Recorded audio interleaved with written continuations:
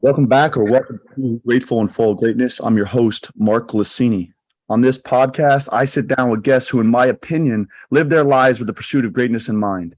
This platform allows me to discuss and to explain strategies that go into reaching peak performance. This is episode 43. My guest is Anson Dorrance, world-renowned women's soccer coach at the University of North Carolina, Chapel Hill, and arguably one of the best soccer coaches of all time, according to Sports Illustrated, ESPN, and more. He has led the Tar Heels to 22 national championships, 22 ACC Tournament Championships, and 24 regular season ACC Championships. With a 88% winning percentage over 43 seasons, he has been recognized as the Women's Soccer Coach of the Year 7 times. Additionally, Coach Dorrance was the Men's Soccer Coach of the Year in 1987 and coached the United States women's national soccer team to a Women's World Cup victory in 1991. In 2008, he was elected into the National Soccer Hall of Fame. Originally from overseas, Anson played soccer at UNC under Dr. Marvin Allen, where he was a 3-time All-ACC player. He remains part of a limited group of both great players and great coaches. Today, at the University of North Carolina, the soccer stadium is named after him, Dorrance Field. Beyond the field, he has gone on to write several books, including Training Soccer Champions for Coaches, The Vision of a Champion for Players, and The Man Watching. If you have not got a chance to check out the following documentary, The Hidden Dynasty, I highly recommend it. From player to player coach to assistant, then head coach, I'm excited for him to share his journey and perspective. Coach Dorrance, thank you very much for taking the time. Well, I appreciate that very gracious introduction. So thank you. You got it. I want to start where it started for you, overseas. Could you share what it was from an early childhood and eventually what led to you coming to the United States? Sure. Well, I was born in Bombay, India. My father was an oil executive with Standard Oil of New Jersey. And we moved basically every 3 years. In between those 3-year stints in these different places in the world, we'd come back to a tobacco farm in Lewisburg, North Carolina. So we went from Bombay to Calcutta, to Nairobi, Kenya, to Addis Ababa, Ethiopia, to Singapore, Malaysia. And then while I was about to attend high school, we moved to Brussels, Belgium. From there, my family sent me to a Swiss boarding school in Fribourg, Switzerland. And following high school graduation there, my family had already moved back to the United States. They'd moved back to Greenwich, Connecticut. And from Fribourg, I went to college. So my first real extended period in the United States was my college life.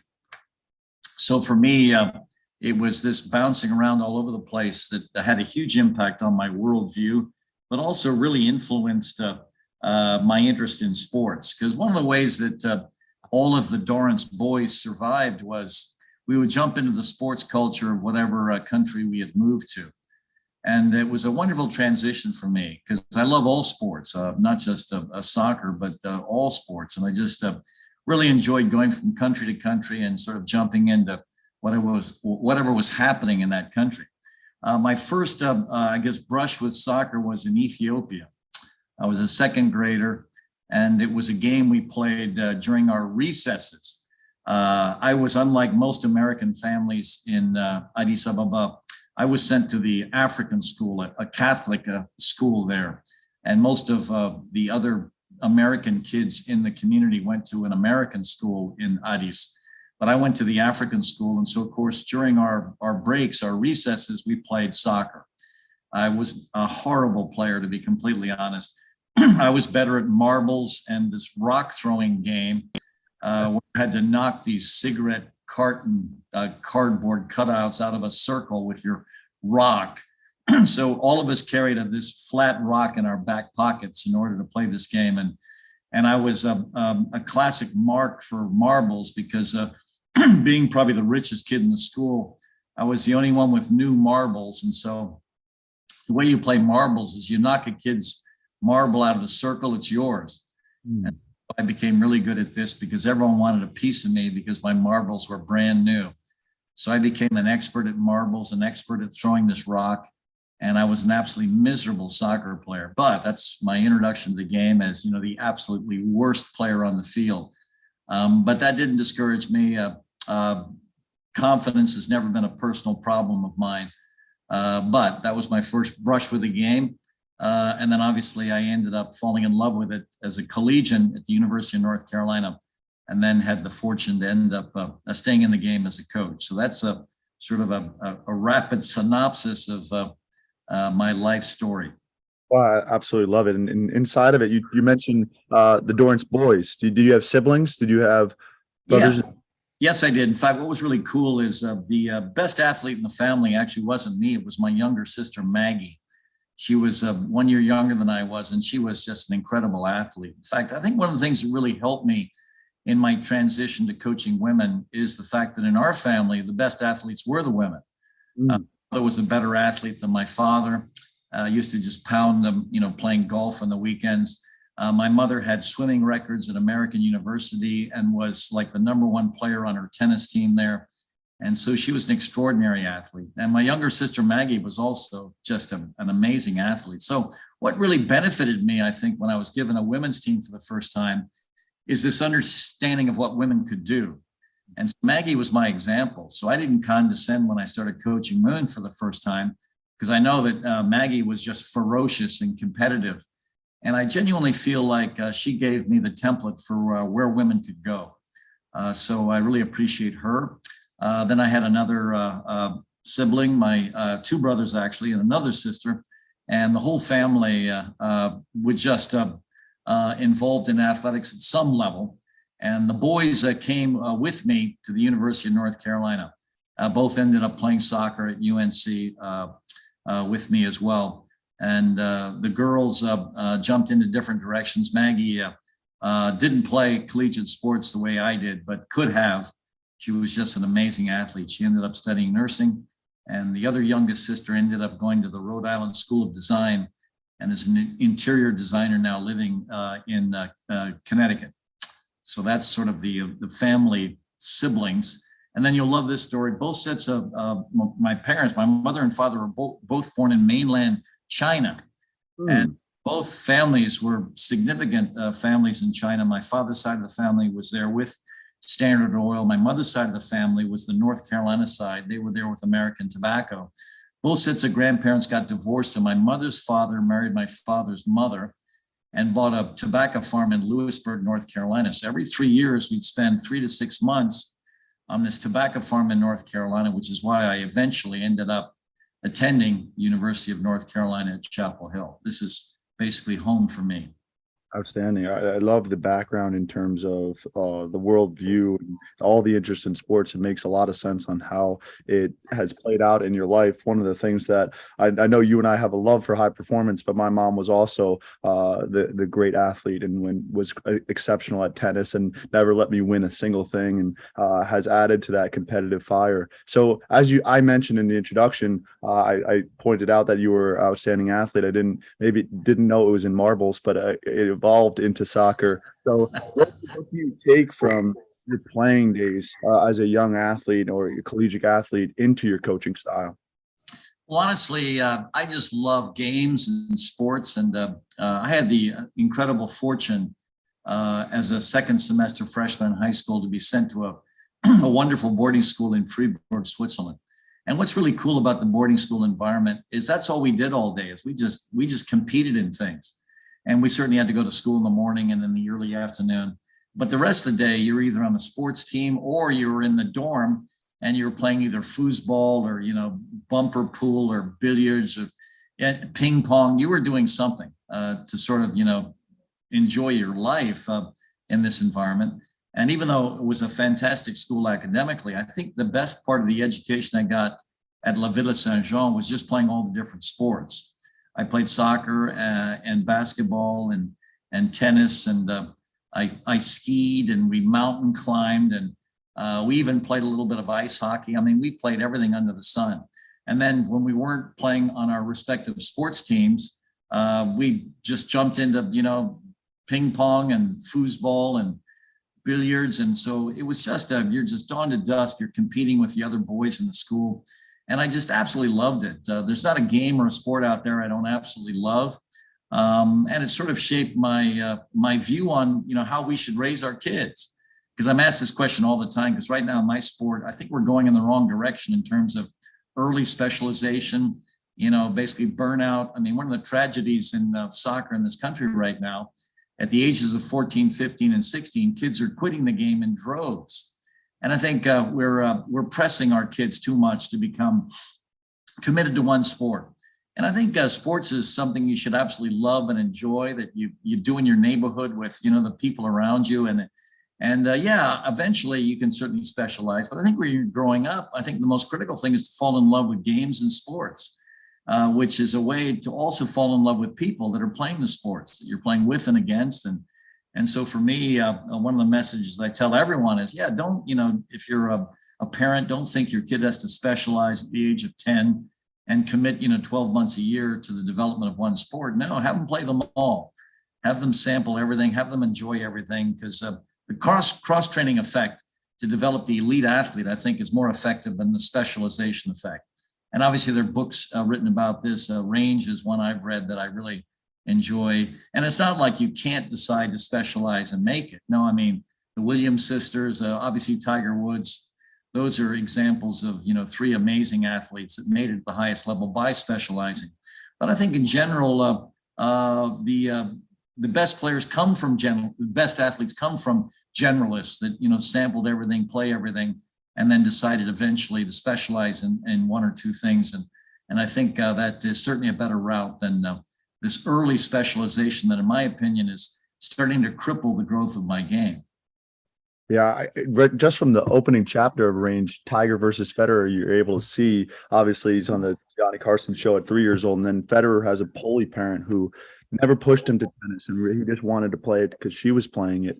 I think CNN came out with an article that 70% of kids are quitting organized sport by 13 or 14 years old. And when I'm working with someone who is really high intensity, Mark, aren't I doing everything right? I use the old baseball example. Does the umpire say work ball or does he say play ball? And because I feel like that gets lost in translation. And then the last thing I'll bring up is, I think it was HBO Sports with Brian Gumbel. He sat down with the lead of Olympic committee for the sports in Norway, and they had what he said, no cracked eggs, right? They went on, as the size of Minnesota, to have the highest medal count in the 2018 Winter Olympics. And how did that happen? Over China, Russia, United States. And it's because of the fostering of young athletes. What I found was incredible. I want to go into as I was preparing for this episode, I saw a video of you describing coaching men and women. And you speak so specifically to the different leadership platforms, confidence versus hubris. Could you elaborate on that topic? As I know many listeners, coaches, and parents would love to value that insight. Well, thank you for that opportunity. Obviously, I was on a speaking circuit for years discussing the differences in training men and women, which also evolved into the differences in leading men and women. And there are all kinds of differences. And I was a product of the early 70s as a collegiate education. And the feminists were telling us back then that men and women were the same. And I thought this was wonderful news, because I was given a women's team and I wasn't really comfortable even being around women, let alone trying to coach them. So I thought this was fantastic information for me to get, that men and women were the same. Well, much to my shock, they're not the same. And I started out as a men's coach. And when I was given a women's team, I tried to coach the two teams exactly the same. And it was an absolute disaster. And fortunately for me, I had a great collection of women that were just extraordinary leaders. And they taught me how they wanted me to lead them. And they wanted me to lead them differently. They wanted me to connect with them, personally. They wanted me to have a unique relationship with each one of them. That was so different than my culture of coaching the men. Not that I didn't develop good and close personal relationships with my men's players, I certainly did, but it was never a priority for me in coaching them. What I gave them was structure, what I gave them was direction, but the relationships weren't as prized as they are on the women's side. So for me, it was just an education and learning how to lead a different gender. And they taught me a lot. And so for me, the evolution has been extraordinary. And so, yes, I mean, one of the worst aspects of coaching men is, running into hubris, because, I've never met a male athlete who's felt he's made a mistake in athletic competition in his life. And that's why videotape is so critical for men. Because when you make a general criticism of a men's team, they all think you're talking about the guy sitting next to him, because they don't acknowledge it. Hey, there's no defensive presence out there. I mean, none of you guys are defending, and every guy's nodding because he thinks everyone around him's not defending. And then you point to the guy that's nodding most. Yeah, you. I mean, my gosh, they're going through you like a knife through butter. He's incredulous. We'll roll the tape. Well, coach, someone else is wearing my number. That couldn't be me. So it's interesting coaching men. And obviously, one of the best qualities in male athletes is their superlative confidence. Mm-hmm. But it's confidence it does. It bleeds into hubris. And it's incredible how often men's teams are upset in sport because of this amazing arrogance they have that is just belies, their performance level. With women, it's so different. You can make a general criticism of a women's team, and every woman in the room just thinks you're talking about her. And so their coachability level is through the roof. So the challenge with the women is actually to develop confidence. The challenge with men is to get them to have enough humility to embrace that that's not good enough. There's another level in them. So for me, and again, I could speak forever on this topic and go in so many different directions, but it's a completely different culture. And fortunately, I had some very patient young women that didn't want to be called by their last names. I don't want to be called Ellis. I want to be called Susan. All right, Susan, if that's what you insist. And then all of a sudden, the evolution of my relationship in coaching the women was a very personal one and a very rich one. So when I had an opportunity to pick coaching the men or the women after I had coached men for 13 years and women for 10 of those years, I selected the women. Why did I do that? Because they were wonderfully coachable. And I was sick and tired of, banging heads with these great male athletes that were thinking, well, it didn't make me an All-American in high school, what you're asking me to do now. And there were just collisions on that side that just weren't as enjoyable as the incredible coachability of the women's teams. Now, on the women's teams, there are other issues. I mean, managing them is a challenge because getting the team to bond on the women's side is much more challenging because their standards for each other are incredibly high. Standards that the men have for each other are incredibly low. So their capacity to bond is wonderfully easy because their standards that they set for each other are a lot lower. So managing a women's team is the challenge. Coaching a men's team is the challenge. But obviously for me, I chose my direction. And obviously I've never looked back because I have absolutely loved every day of it. So I have this definition of humility that I just came across, which was what I don't know is more important than what I do know. And I really like that one because it has I see it across. I mean, I'm obviously a male athlete. I've been on many teams, and we talk about becoming a more connected group, cohesive, and it's really difficult to get there in terms of connectivity unless you have humility in a locker room. And one of the things that I thought was common across that I love that you spoke about in a different video was the development of belief. And belief system is perhaps my most impactful focus in sports psychology. Said differently, I think there's a major difference between momentary motivation. A motivational speaker, Zig Ziglar, would say we need inspiration and motivation in the same way we need a shower, or else it leads to stinking thinking. But that's much different than steadfast belief, right? That is, to me, the deep stuff, the going down to someone's core values and do you really believe in your capabilities? So I saw that as something that was common amongst men and women. I don't know if you would agree with that, but how do you go about understanding that power of belief with the women that you coach and then cultivating it in them via practice and training? Well, for me, if someone would say, Anson, would you summarize your success for us and what the key ideas were behind it? I boil it down to sort of three different platforms. The first platform is this thing we call the competitive cauldron. And when I was a young soccer coach at the University of North Carolina, we had an extraordinary man that was leading our basketball team by the name of Dean Smith. And he was a remarkable man. He was extraordinarily humble, despite his achievements. And he never really separated himself, as so many elite coaches do, from everyone else. He, when I was young, he would say, Anson, you know, if you and your staff are bored one day and you'd like to come watch us, you know, run a practice, you know, you're always welcome. And he was always, you know, just extending opportunities for me and my staff to come watch him work. And of course, you know, for those that don't know who Dean Smith is, he was Michael Jordan's college basketball coach. So this man was just extraordinary, but also just wonderfully humble. But what I learned from him going to his practices is he would have an assistant manager with a clipboard underneath each basket. And you would see, you know, whether it was a three-point shooting exercise or a free throw shooting exercise or a 2v2 among the four bigs on the team, you know, fighting for rebounds and boxing out underneath the basket. Everything was recorded. If there was a, you know, 5-on-5 scrimmage, winners and losers would be recorded. Everything was recorded and practiced by these assistant managers underneath each basket. At the end of practice, you would see the Dean Smith gather the boys together, and you would see all the assistant managers sprint to the scores table. There, the head manager would compile that day's practice data with some sort of formula. By the time Dean had finished addressing the troops, he'd turn around. By this time, the head manager would have compiled that day's practice data and ranked all the players. So the top 5 got to shower immediately. And Dean Smith, of course, is reading off the names. The next five are lined up to do suicides, and the last 5 are doing suicides, I assume, until the end of recorded time. I was thinking, this is fantastic.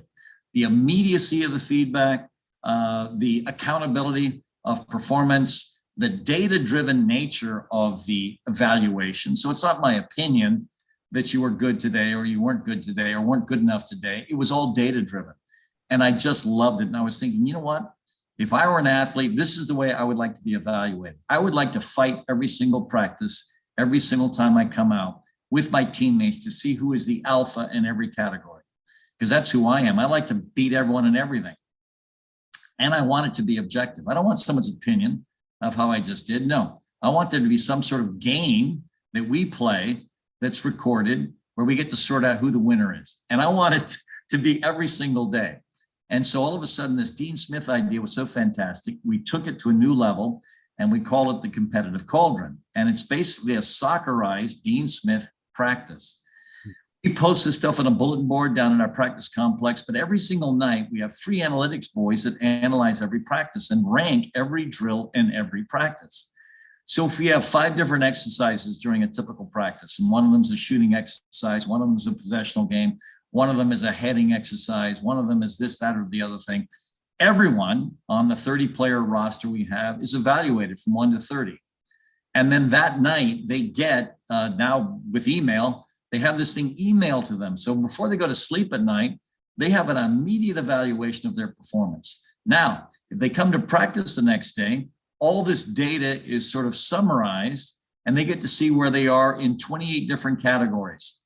They get to see where they are on a 30-player roster in this rank. And if it's a competitive athlete and he can see that he's way down on the list, he's got a decision to make.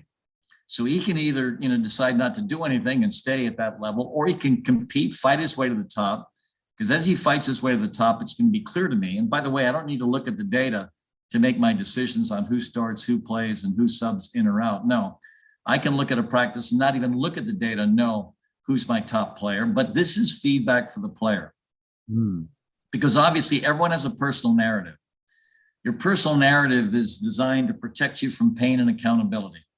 And if you're the sort of person that spent their entire lives, you know, having excuses protects you from accountability and pain, then honestly, the best thing that you can do, or I can do for a player, is to get their personal narrative to the truth as fast as possible. So one way is with this data collection.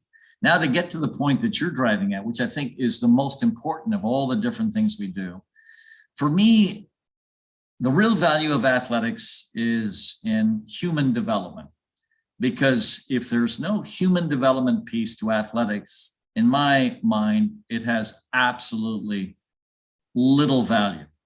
So what I want to see is I want to see your humanity. And so what we have at the University of North Carolina is we have 13 core values that everyone is expected to live.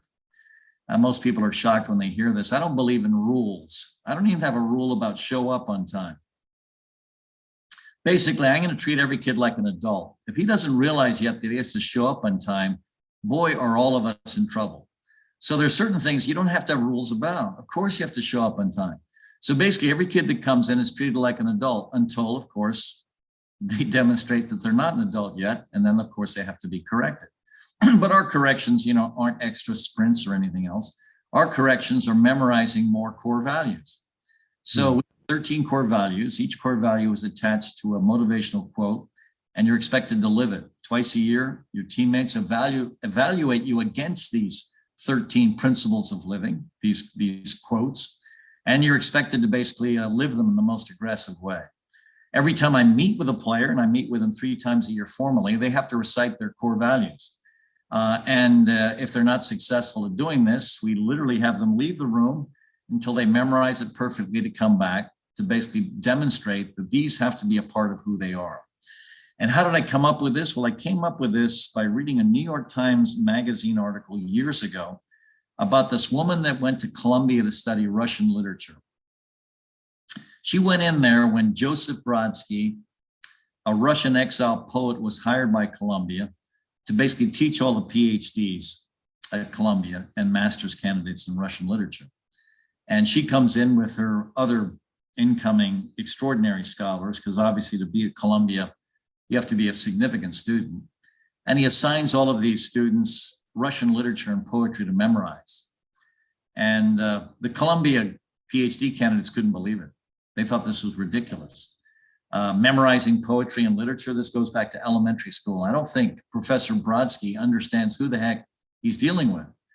We are among the best students in the world, and for someone to come in and treat us like an elementary school child, this is ridiculous. And so they all stormed into his office in rebellion, saying, this is not what we're going to do. We didn't pay, $80,000 a year to have someone tell us to memorize stuff like we did in elementary school. We are the best of the best. We expect more. Brodsky basically says, well, if you guys don't memorize anything, none of you guys get your PhDs. And so with tails firmly tucked between their legs, they left the office and got to work. This woman confesses that Brodsky was right. She said it was transformational for him to assign these different things for them to memorize, because all of a sudden, for the first time in her life, she got to feel what it was like to be in a Russian winter, because literature was so extraordinary in describing it. She got to understand what it was like to be a part of the political chaos that was classic in Russian leadership. And it was just, she said it was transformational for her. So for years, I've always had these insipid statements about the way I wanted to run my program, like, we work hard, or we do this, we don't whine, or whatever. I don't think we ever really pulled it off until we assigned a motivational quote to every single principle we believed in. And now the kids were memorizing them. So for not whining, it's a George Bernard Shaw quote about being a force of fortune instead of a feverish, selfish little clod of ailments and grievances, complaining that the world will not devote itself to making you happy. So all these kids have now memorized a behavioral pattern on what's expected for basically a woman with a principle center, a woman with core values, a woman that can make good choices, because they're in the transition from obedience, which is where they are as high school kids, to basically freedom. And now once you have freedom, and this is the first time when they've really had any freedom, now they get to choose who they get to be. And so what I'm hoping they choose is they get to choose to be extraordinary human beings. And obviously for that to happen, they have to live principle-centered lives. So that's why these core values are absolutely critical for their success in life. But for me, it's critical for them. And for me, even though, yes, I'm a soccer coach, and yes, my reputation is based on right now, I guess, our ability to win. For me, that's not my primary mission. My primary mission at a university like ours is human development. So for me, this element is absolutely critical. And I tell this to our kids all the time. If I had a choice between whether or not you would cure cancer or win a gold medal in the Olympics, I would choose curing cancer. There's so many more important things for you to do with your life other than become really good at this game. And I hope you choose it. And so there's no mystery in my program as to what I value most. And when we honor the kids once a year at our athletic banquet, the top award is not MVP.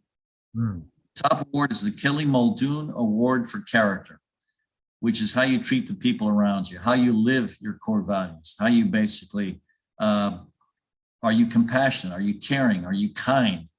Are you thoughtful? Are you disciplined? Are you hardworking? I mean, all the different elements that I think people talk about when you die. Because when you die, they don't talk about, oh, and this was, a 3-time Olympic gold medalist. No, that's not what you say at someone's funeral. You talk about, what a kind human being this was, how thoughtful he was, that he was loved. He was loved by his children, by his neighbors, by his community, that he gave his life away. And so, on your deathbed, it's not about your resume virtues. It's about your eulogy virtues. And your eulogy virtues are what we're trying to teach. We're trying to teach these extraordinary young women to be wonderful human beings as a priority.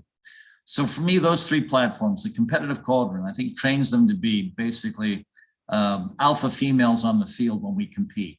The basically getting their personal narrative to the truth is critical. Because as long as you've got excuses for why you haven't achieved something, you're never going to achieve anything. And then the final piece, but the most important piece, in my opinion, is who you're going to be. Who are you going to be? Because right now, as our world becomes more and more secular, I think it's more and more critical for all of us to agree on a set of behaviors that are good for the human race, that are good for all of us to be connected. And oh my gosh, there's nothing more important right now than that. With the tribalism that's out there, with, everyone in the red states condemning everyone in the blue states, for everyone in one culture to feel like the other culture is toxic. This country that I absolutely love is being destroyed.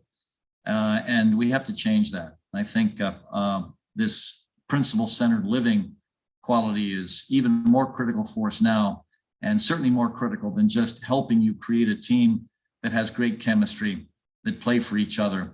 There's something beyond that now. So I think this is imperative right now. And I think the sports culture can certainly help lead it.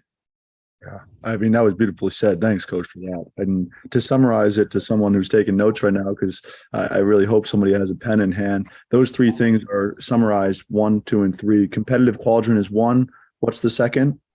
It's basically everyone has a personal narrative, and tragically, everyone has a personal narrative that tries to protect them from the possibility that you can do things better or you're responsible for where you are. Because obviously on a team sport like ours, some kids start, some kids play, some kids travel, some kids never start, travel, or play. And so what they have to embrace is they're responsible for that. And I think too often in sport, people seem to want to gather excuses for why they haven't been successful. And I think that's tragic. And I think a part of that goes back to the self-esteem movement, because back in the old days, not the old days, it's still with us. Everyone thought as a parent, you should try to build your daughter or your son's self-esteem by praising them, so they would have this wonderful sense of self-esteem. But what has ended up happening tragically for all of us that are involved in sport is it's ruined standards. I mean, it's the old cliche about everyone gets a trophy. No, some people are good, some people aren't so good. And it has to be declared. And there's nothing wrong with not being any good, as long as you've picked something else. You don't have to be an extraordinary athlete, but if you've got the potential to be, and you decide not to be, it's not someone else's fault. You've chosen something differently. So what we make sure of is, if you've chosen something else, just make sure whatever you've chosen is something that's going to feed you or give you a rich life or something, because you certainly haven't chosen this. And so it's not my fault you're not any good, it's your fault. And so I think the sooner and faster people can, have the other people come to that conclusion, yes, I didn't choose this. We have fitness tests when the kids come into school. Tells me if they did any work in the summer. And we have kids to this day that pretend that they did all the work, and just for some quirk, some sort of medical condition or something, that, they don't do well on fitness tests. But, if I put them in the game, they're going to be absolutely fine. I mean, it's just, they are so protected. And oftentimes this is fed by a parent that is trying to protect them from the possibility their kid isn't as hardworking as the kid that's playing in front of them, isn't as talented possibly. And so we've got to change all that. And how do you change that? You change that by making everyone responsible for wherever they are, and to appreciate that. So that's the personal narrative, trying to get the personal narrative, the truth. But the most important one is the third one. It's developing a set of core values, principle-centered living that you live by. Well said. And the reason why I brought up that whole back and forth came from me asking about belief. I see it as the most powerful thing because we act out the stories we tell ourselves. Those stories are based upon what we believe. And in your own words, that's the personal narrative. That's the story that people tell themselves, and that'll hold them back. And the best way to describe that is, people go off to war and die for what they believe in. It's a choice that they make. They don't eat meat because of what they believe in. They go to mass or temple on the weekends because of what they believe in. It's all derived from that belief. I heard it put when you brought up the self-esteem, the applause for no reason nonsense. I heard it as self-respect. Right? That's something that should be cultivated. Who's doing the work? You build self-respect, and that goes right back into your first principle on the competitive cauldron, because that's powerful. When you and I spoke right before the pandemic, on the phone, and I want to make sure I get this right, but I've been using it ever since, that average players want to be left alone, that good players want to be coached, and great players want the truth. Perhaps that's summarized correctly or not. That's perfect. Yeah. And I stole that, I think, from Nick Saban. Please don't attribute that to me. I stole it from someone else, but I love it and I use it. And then in terms of principle-centered living, what we talk about all the time is you're going to be the average of the 7 people you hang out with most. So choose wisely. So if you want to be a great athlete, make sure somewhere in those 7 are some great athletes. If you want to be an extraordinary human being, make sure some of those in your 7 live principle-centered lives. If you want to be a scholar, make sure some of those in your 7 are scholars. And then also choose wisely. I mean, your parents were right when you were growing up about, we don't want you hanging around with that person. Because when you're a kid, you think that, oh, this kid's so much fun to hang out with. And your parents are thinking, no. And the parents know where, some of these poor choices can lead. So when they get into college, we basically tell them, be aggressive in cultivating your relationship with 7 people around you that you respect and admire, and bring them into your circle of friends. I mean, make a friendship with them. And then we want our kids to aggressively develop relationships because, oh my gosh, is your life so much richer? You're connected with people in a deep and personal way. And so we intentionally discuss relationships, small societies, friendships. We intentionally discuss it all the time. And we teach them about how to be a good friend, because being a good friend isn't just to be trusted, although that's certainly a principle. You also have to be enjoyable. So you can't spend your whole life, whining about everything under the sun, because then all of a sudden the people around you are going to be brought down by that very whining. No. You've got to be upbeat. You've got to be energizing. You've got to be positive. You've got to be all these different things. And you can be, just choose it. And even if that's not who you are naturally, fake it. It's going to be positive for you. In fact, there's an incredible book by a gentleman I met on a speaking engagement in Colorado called You Thrive. He teaches at New York University. It's an incredible book that all of my freshmen read before they get here in the summer. It's an absolutely fantastic book. And it would be fantastic for any parent raising kids at any age, because it's the book that you should read as you're entering college about the way you should be if you want to live an extraordinary life. And it was put together, you're into psychology. Lerner, I think the guy I know isn't the psychology side.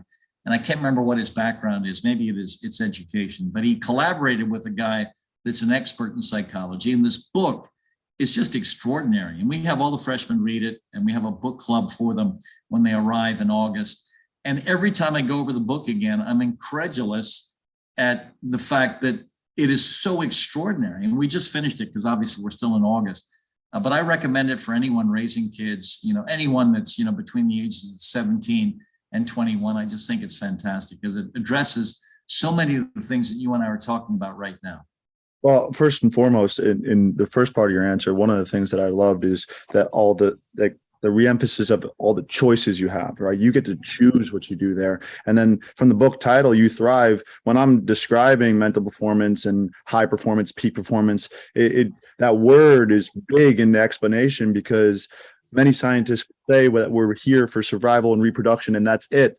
We walk at a gate that's for energy conservation. So when you strive and you thrive, that is high performance. And there's a lot of risk in that. Of course, that's what you were referring to when it comes to those conditioning tests. I'm going back to the quote that average players want to be left alone, good players want to be coached, and great players want the truth. And I want to ask you something that I believe you said to me, which was, the worst thing a coach can do is coach someone. Is that true? Is that something that you've shared with me? Not exactly. Because obviously I'm in the coaching profession. Right. I think what we have to understand is that the first principle of teaching and coaching is love those you teach and coach. I got that from, I'm a member of the Church of Jesus Christ of Latter-day Saints. It's a conservative church that believes that, love is the solution for so many different things. And all of us in our church are teachers. And I had a fabulous teacher of teachers by the name of Peter Peets. He's one of my good friends. And I remember before I even got to know him, he was my teacher in this course. And the first principle he taught me is, Anson, love those you teach. Put that into the coaching profession. And he's absolutely right. One of the greatest backhanded compliments I have ever received was from a player of mine that was playing in the NWSL, which is our professional league. And she calls me up one day, and a lot of the time I'm getting these calls from these kids that are playing in the pro leagues, and invariably they're whining about their coach. And I'll never embrace the whining because I don't believe in whining. So anyway, whenever a kid starts to criticize their coach, I completely get them back on track, saying, well, do you want to play, on this team with this guy that's coaching you, or this girl that's coaching you? Oh, yeah, I want to play. I said, well, then let's stop whining about this person, and let's start figuring out a solution for how you can put yourself in a position to play, or blah, blah, blah, blah. So I don't go along with the whining at all. But this kid was so exasperated, and she was so critical of the pro coach that was coaching her. She said, you know what, Anson, after I played for you, I thought I could play for anyone, with the implication being, you were so hard on me. I didn't think there was another coach out there that I would suffer as much from as you. And then she paused for a second. She says, but when you criticized me, I could feel the love. And I think that is absolutely critical. I think the player has to understand your love or appreciation or respect for them when you're criticizing them, or before you're criticizing them, or while you're criticizing them. That has to be communicated in some fashion. So we're all different. We all communicate in different ways. In fact, I was reading this thing on the internet recently about, 5 different love languages. Some people like notes. Some people like to be talked to. Some people like gifts. Some people, there are these 5 different languages of love, and we're all different. I'm an introvert, so I don't like talking to people about something intimate or personal. My favorite gift from a former player is a note. And I'm reading these 5 different love languages. I'm looking at it, saying, oh my gosh, this person is so spot on. When someone writes me a note, I treasure it. In fact, I've got my day planner here. My wife thinks I'm crazy. In this day planner, when anyone sends me a note that I really like, I will literally cut it out and I will put it in the day planner. So I'm in May of 2022. So here is a little note from a speech I gave somewhere from someone in the audience. I clipped it out and put, this is the way I love being loved. Just write me a note. I'm a bit of an introvert, so if you're talking to me, I'm not that comfortable. It's tough for me when we're talking to be the least bit intimate or personal. I don't like hugging people. I prefer to shake their hands. And so we're all a little bit different. So I think what we all have to appreciate is that every person that we're leading, every person that we're dealing with is different. And so don't assume that the thing that you appreciate most is what they're going to appreciate most. And so this is a part of, getting to know them. And so one of my favorite movies that's out there is Remember the Titans. Mm-hmm. What I love about that movie is they all go off to camp in the middle of nowhere. I'm not going to get this exactly right. And of course, one of the main themes in the movie is about trying to create a culture of anti-racism because, half the athletes in the team are white, half the athletes are black. And this is during integration when there were such issues in the high school systems as everything was becoming integrated. And it was a fabulous book because obviously one of the coaches was black, one of the coaches was white. There was tension as the teams were bonding. But what was really good about what the coach did when they went off to this camp is they had to get to know the people they were playing with. And all of a sudden, that developed a completely different dynamic. So in terms of coaching, that's a part of your moral imperative as well. If you want to love someone, you got to get to know them. If you get to know someone, you're going to find some aspect of their personality or lives that you're going to appreciate and identify with, bond with, and basically love. And that's the conduit you're going to lead or coach through. Hmm. So for me, that's an incredibly important moment, is to love those you teach, love those you coach. But there's a step before then that has to occur, and that's getting to know them in a deep and personal way.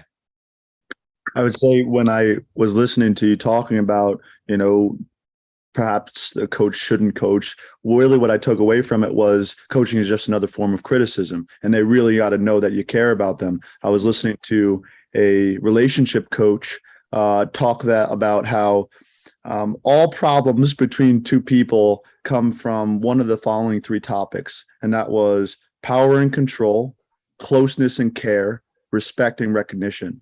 And then the reason why that's so important for me to chew on and then talk about is because when we talk about love, it means different things. It's been told to me that love is whatever you go into, you're looking to make that better. And that was a good little simple way of looking at it. And then when I learned those three, topics of conflict, if you will, I think you'd be fair to say that a coach has to do that for their athletes. They have to respect and recognize them. They have to know the athlete has to know that they care, and then they have to be empowered to go handle the truth in the same way you talk about your competitive cauldron. I think that would feed right into, I want to ask you about your favorite athletes of all time. Maybe you're not able to choose one, but what do all your favorite players over the years have in common, and do any of them come to mind?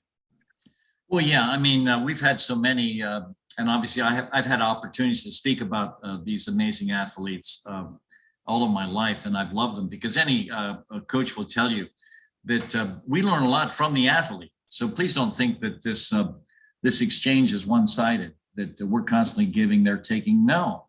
Oh my gosh, have I learned from the great athletes I've coached. And it was just their commitment to their craft, their commitment to each other, their commitment to the team. So for me, I have learned so much from so many of them. And obviously, I've had the privilege of coaching the Mia Hamms, the Christine Lillys, the Tisha Venturinis, the Cindy Parlos, but also even kids that didn't play for me collegiately, like the Michelle Akerses. This is just an extraordinary warrior of a woman. And I've had this wonderful opportunity. And I've coached different kinds of athletes. More recently, the Crystal Dunns and the Tobin Heaths, who are two fantastic athletes that play the game differently, but still very positively in the most extraordinary way.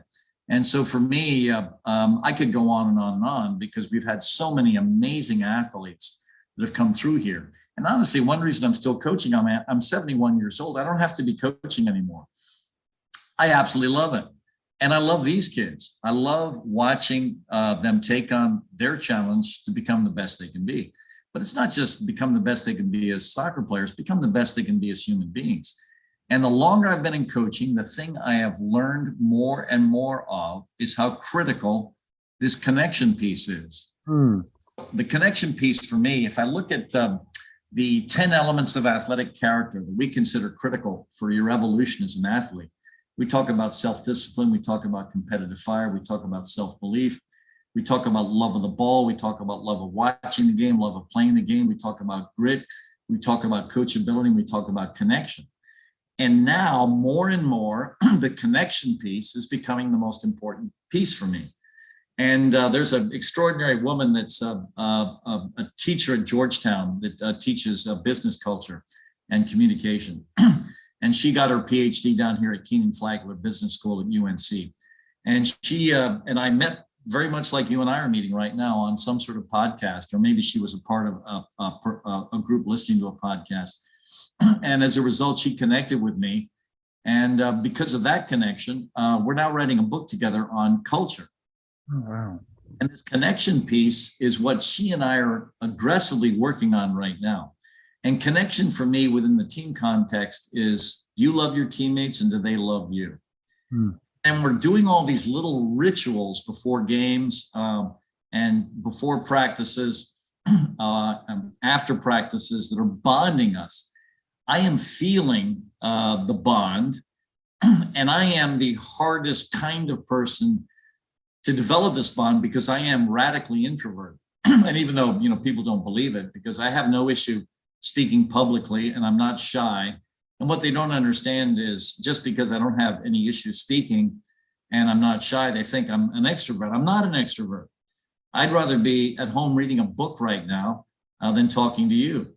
And how do I know this? Because Time Magazine one year came out with 20 questions on, are you an introvert?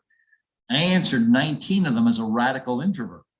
So I never thought I was an introvert until I finally took the thing. But that explained a lot to me. I'm glad I know now that I'm an introvert, because boy, can I connect with my introverts in the team now. I tease them all the time. I walk right up to them before practice and I bond with them. And they know I'm about to tease them about their introversion. And do they let me tease them about it? Yeah, because they know I'm also an introvert just like them. And I hug my introverts, I shake their hands.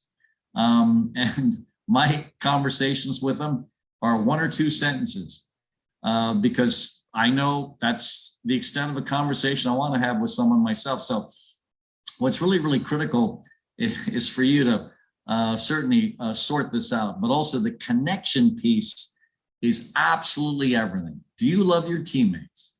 Do they love you? And you've got to be able to answer yes and yes. And if you can't answer yes and yes, we've got some work to do. Thank you for sharing that. I want to ask you, just because I was over last week at Nike headquarters and I went into the Mia Hamm building. Do you have a story about Mia Hamm that wouldn't stand out to the massive public that really sticks with you about her greatness? Well, honestly, the one that we use is the one that everyone does know about. I'm driving to work one day in the spring of her senior year. It's, February. It's kind of early in the morning. It's kind of cold out. And there are a lot of different ways I can get into work. The fastest way is Hanover Place to Estes Drive to Martin Luther King, couple side streets, I'm at work, 10 to 12 minutes. I don't always go that route. There's a more enjoyable route. It takes about 12 to 15 minutes. It goes through a park, Umstead Park. So I make a right on Estes Drive, not a left. And then I make a left into the park. It's pretty early and I'm driving through the park and all of a sudden in the corner of my eye, I see this person going 5 and back, 10 and back, 15 and back, 20 and back, 25 and back. And I'm thinking, oh my gosh, that's one of our fitness exercises. So I pull over. It's kind of misty outside because it's so cold. And oh my gosh, it's Mia. Mia is doing our fitness exercise on her own, relatively early in the morning in a park, and it's cold out. And I'm thinking, this is incredible. So she wasn't even aware that I was there. And I watch her for about 5 or 10 minutes, and I'm so impressed. In between these sprints, and it's exhausting. You can see her bent over and, hot air shooting from her lungs. Sweat is flying off her brow. And I was so impressed. I scribbled a note to her. I dropped it in the mail, and I forgot about it. 10 years later, after Mia had become world famous, she wrote a book. She sent me a copy of that book. And there in the breastplate of the book was the note I had written her. Wow. The champion is someone who is bent over, drenched in sweat at the point of exhaustion when no one is watching.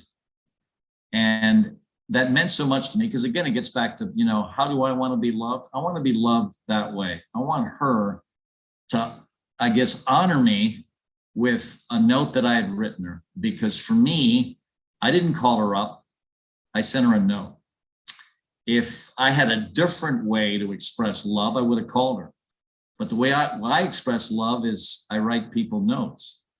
And so for me, that's my love language. And for her to put that in a book is extraordinary, because now it's so common. Everyone knows that story. And it was just a way for me to tell, you know what, Mia, you're going to make it now, because now on your own, I'm not there supervising you. You are on your own. This is the final measure in athletic greatness, is what you do when no one's watching. Everyone goes to practice. Everyone is coached.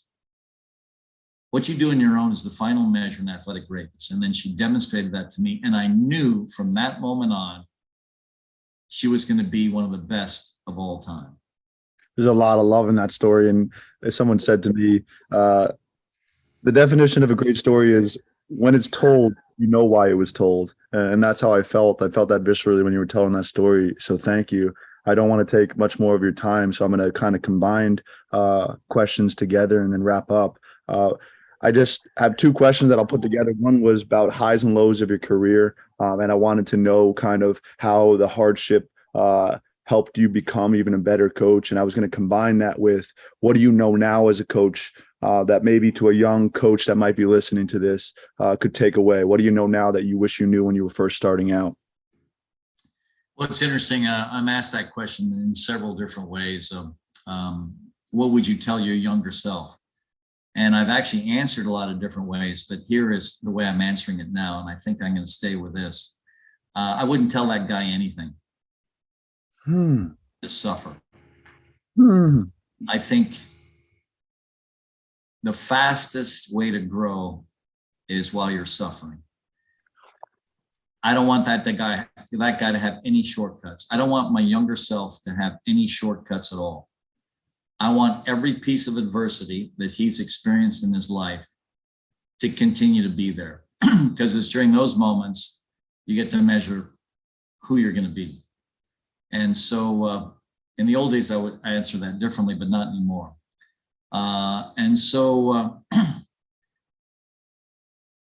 There are so many high moments, it's almost impossible for me to isolate one. But I guess if I had to isolate one, it was on my 70th birthday. My three kids got together and we rented a theater, and they basically said, the 70 reasons we love our dad. And that was incredibly powerful. And they read, I guess they were each responsible for about, 20 to 25. And they read it. I have three kids. They read it one after another. And I absolutely loved it, because whatever else is going on in your life, if you're loved by your wife and your kids, you're living an amazing life. And so for me, that meant the world to me. That meant the absolute world to me. The worst moment of my life is when I was sued by two of my players. One of the players I was sued by, I had cut. The father of that player had recruited my entire roster to join in this lawsuit. It was very painful. And one of the players he recruited off my roster was a player I genuinely liked and respected. And so for me, that was extraordinarily painful. It was a 10-year lawsuit. It was horrible in every respect. So that was the lowest moment. But looking back, I wouldn't change anything, because here's what I know now is I can survive anything. If you have your family, you're always going to be protected in the most positive way. So for me, those are the two extremes. And they both, to some extent, involve my wife and my kids. Thank you for sharing that. I mean, there is no such thing as a great story without a great problem. One of my mentors once told me that. I appreciate you being vulnerable and opening. I want to share a story that one of my summer league coaches, who I really, really admire, he was really into doing long bicycles and triathlete, and he was getting stopped at some mental threshold at like roughly around 50 miles. And he read a book called The Long Run, and it's about a guy who got ran over by a bus and had to get ripped open from his feet to his head and all these surgeries. And then he went back and he started doing marathons and triathlons again. He went to go see him speak. And after it, he stayed about a half hour in this long line to kind of ask him a question like, how do you do it? How do you break through that threshold? And he said, when he finally got to the front of the line, he said, what do you say your name was? He said, oh, Ken. He said, Ken, embrace it. Next. And I think of that because now all over Ken's house, he tells me that he has this little quote, and I hope he's okay with me sharing it. Suffering produces endurance. And I got that from, what you would give to your former self, which is nothing. And I think there's a lot to learn through that experience. The final question before we wrap up, and I can send people where they can find you outside of this podcast. Again, thank you so much for your time, is dedication. And the reason why I bring that up is because it has two different definitions. One is to make something holy, and second is to stick at something for a very long time. You've been at University of North Carolina for your players and with the program for a very, very long time. Why have you stayed? First of all, I love everything about this university. This is a classic joke for me. I studied English and philosophy, which meant, I was going to starve to death somewhere. Well, the place I picked to starve to death was Chapel Hill, North Carolina. Fortunately for me, I married an extraordinarily successful woman that was a professional dancer, that when we got married the summer I graduated, we moved down here and she was hired immediately. And so I was able to sort of survive because of her income.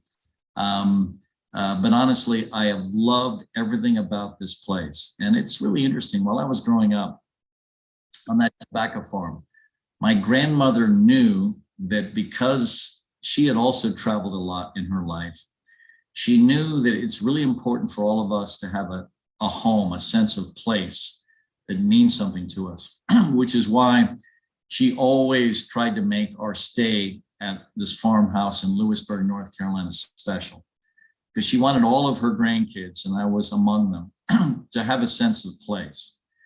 To have a sense of when, if we were living in Singapore or, Nairobi or wherever, that someone would ask us, where are you from? And we would say, Lewisburg, North Carolina. And that was very, very important. So when I finally got to UNC and stayed here and fell in love with the school, that was very important for me. This is a home for me. And because I've traveled my whole life, I don't like traveling anymore. And I love everything about this place. And so for me, this is home. And it was home because of a grandmother that made it home, but also because of a school that I fell in love with, which is why I have had all kinds of opportunities to coach at a professional level, coach the national team full-time, or coach at Stanford University, a remarkable school. I've had a lot of different offers. I have never entertained any one of them for any length of time, because for me, this is home. I love the people I work with here. I love the people I coach. I love the place I live in. And I've loved raising my family here. My kids won't let me sell the house because they want to come back and stay in their own bedrooms when they come back to visit. I get it. So I think the sense of place, my love of home has made this place special beyond anything else in my life. And I just love everything about Chapel Hill and the people here. There's a former Navy SEAL named Clint Bruce who goes around speaking to veterans, and his speech is called All the Way Home. And he talks about the difference between here and home, here being a location anywhere in the world, and home being the feeling you have about University of North Carolina. So thank you for sharing that. You have 3 books out as well as a podcast. Where can listeners go to learn about your work? Yeah, so obviously we took one book, The Vision of a Champion, and we turned it into a podcast. We have 20 chapters in that book. We have all the greats at UNC taking a different a chapter in that book and talk about in the podcast. And so certainly jump into the podcast if you want to know our philosophy and player development. get the book, Vision of a Champion, which is a book we wrote for players. The book we wrote for coaches is Training Soccer Champions. One of my favorite stories about that is we're at the White House one year. He's celebrating all the national champions at a Division I level. And it's in the summer, I think, of 2004. And we're all dressed to the nines. We can't wait to all see the president. And I can see this white-haired guy fighting his way up the line. And all of a sudden he gets in front of me, extends me his hand, and he says, "Coach, do you know who I am?" I said, "I'm sorry, sir, I don't." He says, "My name is Pete Carroll. I'm the football coach at USC, and we use your book to train our football team with." I said, "You are kidding me." He uses a women's soccer book to coach his football team at USC. And of course, they were co-champions, I think, with LSU that year. When he goes to Seattle, he writes his book on the way there called Win Forever. On page 142 of that book, he talks about my book. This book is about the competitive cauldron.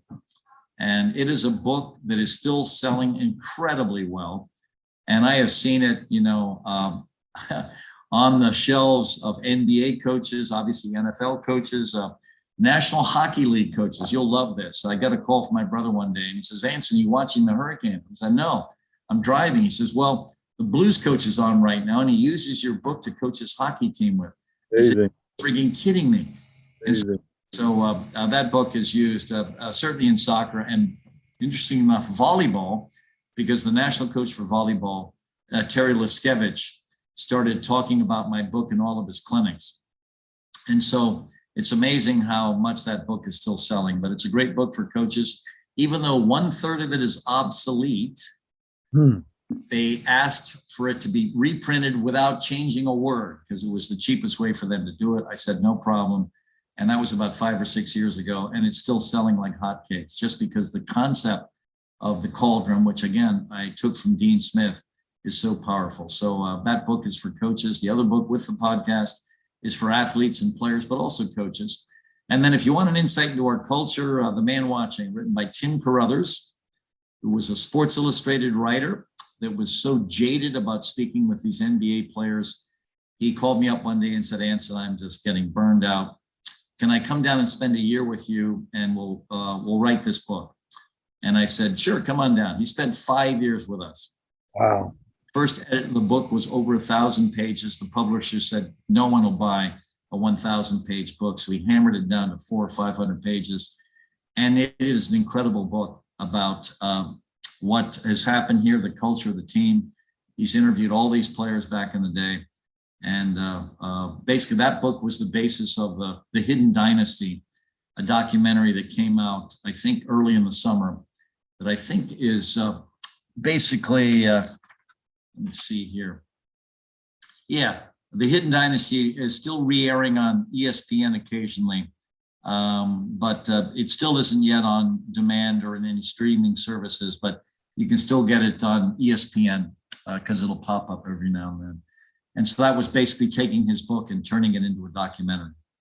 Outstanding. And if an outsider wanted to do what you did with Dean Smith, in addition to your books, you have a soccer camp. When would that be and where? We have camps all summer. Just jump into carolinagirlssoccercamp.com and come down. Any coach can come watch us work in the camp. That's never an issue. In fact, we don't close our practices. And so if you want to watch practice, coaches come all the time and watch practice. So we certainly welcome everyone. I'm a part of soccer evangelism. I want to promote my game, certainly the women's game. And so we've never kept a secret from anyone about anything we do. So none of the stuff that I do is proprietary. I write about it in books. I talk about it like now. And so we embrace it. We want the American game, certainly on the women's side, to stay on top of the world.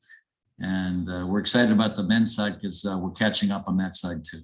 Outstanding. Last question I would ask, and I ask it to every guest, is you've been a part of so many teams, great teams, many of which that you were at the helm of.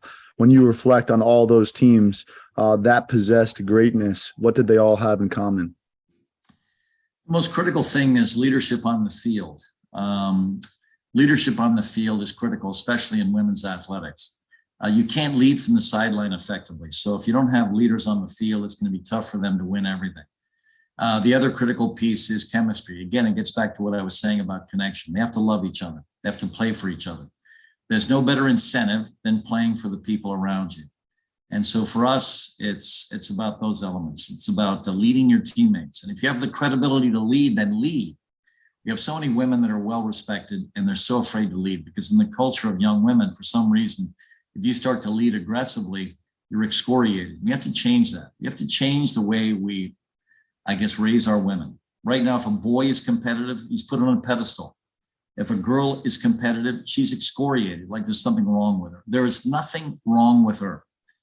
She's an alpha female. Embrace her, accept her, let her be that way, and don't change her for whatever cultural reason you have for having women genuflect and acquiesce and sit in the background and bake cookies. No, let her be her aggressive self. Let her lead the team, and so that's a part of the culture that all of us have to change. A perfect explanation and exclamation point. Thank you so much for your leadership. Thank you so much for being vulnerable and not shying away and coming on here and giving me your story and perspective and philosophy and the way you did. And thank you so much for your time. My pleasure. Thank you.